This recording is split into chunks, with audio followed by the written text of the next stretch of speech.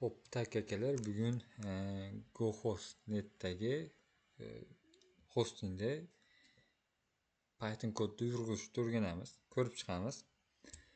Hop, admin aytishi bo'yicha bizda yangi, ya'ni subdomain orqali ishlatganimiz to'g'riroq variant ekan, yokida bitta main fayl qilib o'sha orqali hamma botimizni run qiladigan qilishimiz mumkin ekan. Hop, biz o'sha bitta subdomain orqali run qilishni ko'rib chiqamiz. Hop, batga o'sha bitta subdomain yaratamiz.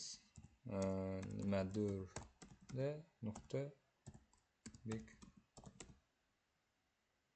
shunaqamidi? bigserver.uz.ru.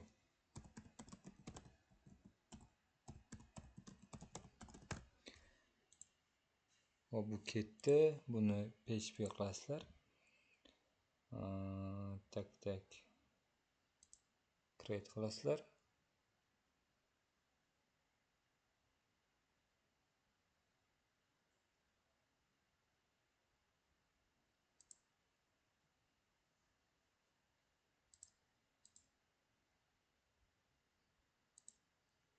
Hop, bizda bu yerda server.py degan faylimiz bor. Ya'ni shu qo'yilgan.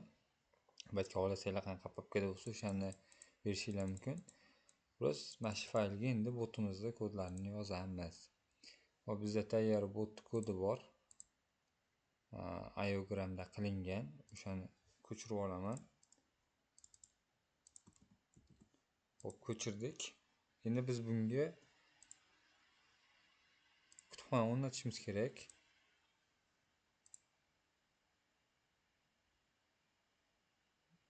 Browsing Python package deb bosamiz, или balki install deb bosamiz. iogram deb yozsam, install deb bosaman.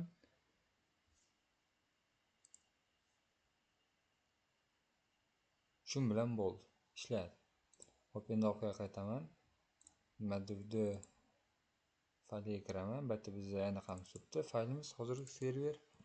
Или bunga bitta qo'yaman.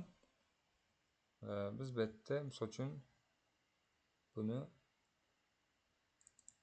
siz yuborgan nimadir deb yozib qo'yaman.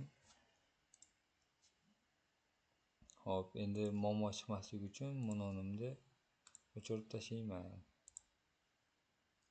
To'g'risi o'chdi.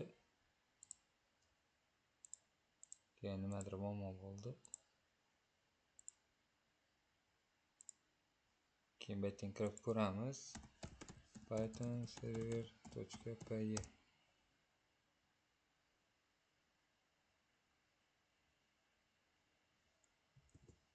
Mana.